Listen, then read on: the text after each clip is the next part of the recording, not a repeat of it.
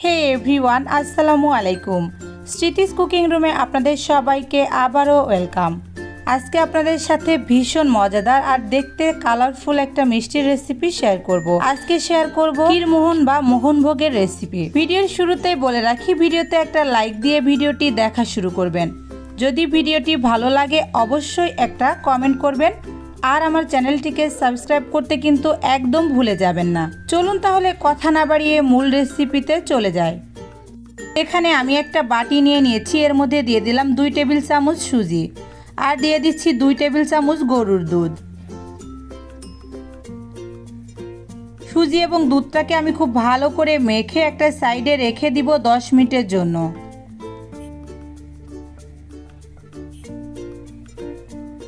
দশ মিনিট পরে দেখুন সুজিটা কিন্তু অনেকটাই ফুলে গিয়েছে। এবার এটাকে আমি একটা সাইডে রেখে দিচ্ছি। একটা মিক্সিং বলে আমি নিয়ে নিচ্ছি 1 কাপ গুঁড়া দুধ, দিয়ে দিচ্ছি 1/2 চা চামচ বেকিং পাউডার, 2 টেবিল চামচ দিয়ে দিচ্ছি ময়দা। এবার দিয়ে দিচ্ছি আগে থেকে মেখে রাখা সুজিটা, দিয়ে দিলাম 1 টেবিল চামচ ঘি। এবার আমি হাত দিয়ে খুব ভালো করে এগুলাকে একসাথে মিশিয়ে নিব।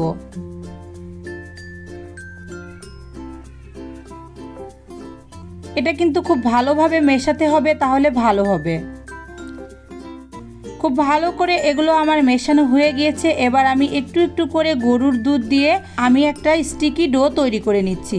এখানে আপনারা চাইলে যে কোনো লিকুইড মিল্কই ইউজ করতে পারেন।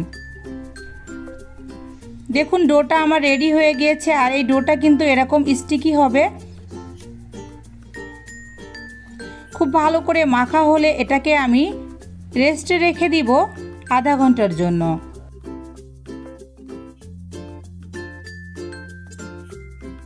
দেখুন আধা ঘন্টা হয়ে গিয়েছে, আর এটা কিন্তু খুব সুন্দর করে সেট করেও গিয়েছে। এবার আমি এখান থেকে একটু একটু করে ডো নিয়ে মিষ্টির বল তৈরি করে নিচ্ছি। যেহেতু মোহনভোগ বা ক্ষীরমোহন তৈরি করব, এজন্য আমি মিষ্টিটা একটু বড় করেই তৈরি করব।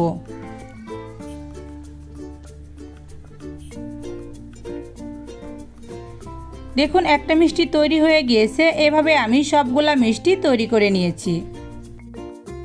এবার এই মিষ্টিগুলাকে আমি ভেজে নিব।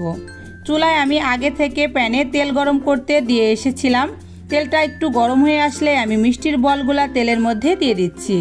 একটা চামচের সাহায্যে এটা কিন্তু অনবরত নেড়ে চেড়ে ভেজে নিতে হবে, তা না হলে একটা সাইডে কালার চলে আসবে, অন্য সাইডে কালার আসবে না। অনবরত নেড়ে চেড়ে এটাকে আমি ভেজে নিচ্ছি। এটা কিন্তু আস্তে আস্তে কালার আসতে শুরু করে দিয়েছে, আর এটা কিন্তু কষ্ট করে একটু অনবরত নেড়ে চেড়েই ভেজে নিতে হবে। বেশ কিছুক্ষণ নেড়ে চেড়ে নেওয়ার পরে দেখুন কালারটা কিন্তু অনেকটাই চেঞ্জ হয়ে এসেছে। আপনারা দেখলে নিশ্চয়ই বুঝতে পারছেন। দেখুন আমি মিষ্টিগুলা তুলে একটু দেখিয়ে দিচ্ছি কত সুন্দর কালার এসেছে, আর মিষ্টিগুলা কিন্তু ফ্রাই করা হয়ে গিয়েছে।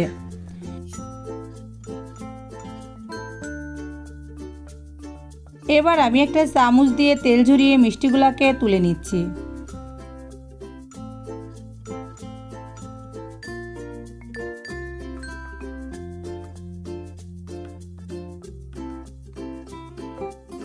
মিষ্টিগুলোকে আমি তুলে নিয়েছি। এবার মিষ্টির জন্য শিরা তৈরি করব, তাই চুলায় একটা প্যান বসিয়ে দিয়ে এর মধ্যে আমি 1 কাপ চিনি দিয়ে দিচ্ছি। ওই একই কাপের 1 কাপ পানিও দিয়ে দিচ্ছি। খুব ভালো করে নেড়ে চেড়ে চিনিটা গলে যখন খুব ভালো মতো বলক চলে এসেছে, তখন আমি আস্তে আস্তে মিষ্টিগুলা দিয়ে দিচ্ছি। খুব ভালো মতো যখন বলক চলে এসেছে আমি মিষ্টিগুলা দিয়ে দিচ্ছি। এভাবে একটু নেড়ে ঢাকনা দিয়ে ঢেকে এটাকে আমি মিডিয়াম টু লো হিটে আধা ঘন্টা রান্না করে নিচ্ছি। এর মধ্যে আমি ঢাকনাটা কিন্তু একবারের জন্য খুলব না, জাস্ট প্যানের হাতলটা ধরে এভাবে কিছুটা নাড়িয়ে দিব।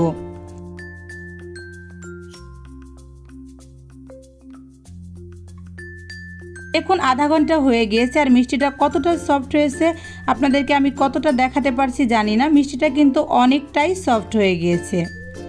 মিষ্টিটাকে এবার ঢাকা দিয়ে রেখে দিতে হবে 2 ঘন্টা। কিন্তু আমি সময়ের অভাবে এটাকে 2 ঘন্টা রাখতে পারিনি। 1 ঘন্টা পরেই আমি মিষ্টিটা রেডি করছি। এবার আমি সব মিষ্টিগুলো ছিঁড়া থেকে তুলে নিচ্ছি।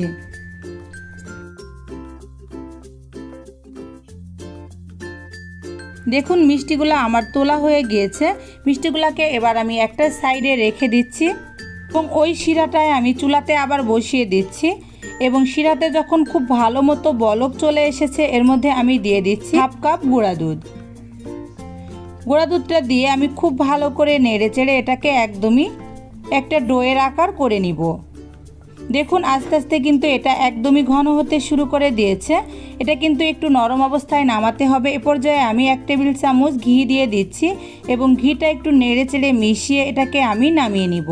আর এটার টেক্সচারটা দেখে আপনারা বুঝতে পারছেন এটা কিন্তু এরকম স্টিকিভাবেই নামাতে হবে। আমি একটা ট্রেতে এটা নামিয়ে নিয়েছি। আর এটা কিন্তু সম্পূর্ণ ঠান্ডা করে করা যাবে না, হালকা একটু উষ্ণ উষ্ণ গরম থাকতেই কিন্তু এটা তৈরি করে ফেলতে হবে। দেখুন আমি এখান থেকে একটা ডো করে এরকম একটা ছোট রুটির মতো হাত দিয়ে বিছিয়ে করে নিচ্ছি। এর মধ্যে আমি একটা মিষ্টি এভাবে দিয়ে এটাকে কভার করে নিব। আর এই কাজটা কিন্তু এটা গরম থাকা অবস্থায় করতে হবে, তা না হলে এটা কিন্তু যখন ঠান্ডা হয়ে যাবে তখন ফেটে যাবে, তখন এটা কভার করা একদমই যাবে না। তাই একটু গরম থাকা অবস্থায় কিন্তু এই মিষ্টিটা কভার করে নিতে হবে। দেখুন আমার একটা মিষ্টি কভার করা হয়ে গিয়েছে। এভাবে করে আমি প্রতিটা মিষ্টি কভার করে নিচ্ছি।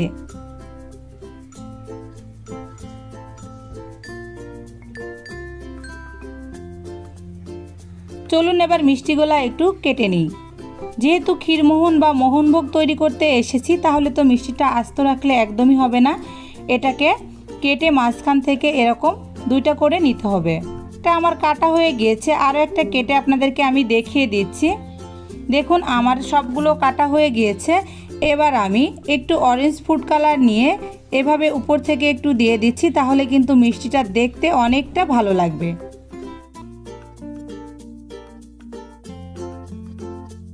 সবগুলো মিষ্টি আমার একদম রেডি হয়ে গিয়েছে। দেখলেন তো কত সহজে মজাদার এই মিষ্টিটা কিন্তু আমরা বাসায় তৈরি করে ফেললাম। আপনারা অবশ্যই এই রেসিপিতে একবার হলেও ট্রাই করে দেখবেন। এটা কিন্তু খুব সহজেই তৈরি করা যায়। এই রেসিপি ফলো করলে একদমই পারফেক্টভাবে আপনারাও কিন্তু ক্ষীরমোহনটা তৈরি করতে পারবেন। এতক্ষণ কষ্ট করে আমার সাথে থেকে যে সকল বন্ধুরা আমার ভিডিওটি দেখলেন তাদেরকে অসংখ্য ধন্যবাদ। আমার চ্যানেলে নতুন বন্ধুদেরকে বলছি আমার চ্যানেলটিকে অবশ্যই সাবস্ক্রাইব করবেন আর পাশে থাকা বেল বাটনটিতে ক্লিক করে রাখবেন, যাতে করে সহজ সহজ রেসিপিগুলো সবার আগে আপনার কাছে পৌঁছে যায়। সবাই ভালো থাকবেন, সুস্থ থাকবেন। আমার এবং আমার ফ্যামিলির সকলের জন্য দোয়া করবেন। আল্লাহ হাফেজ।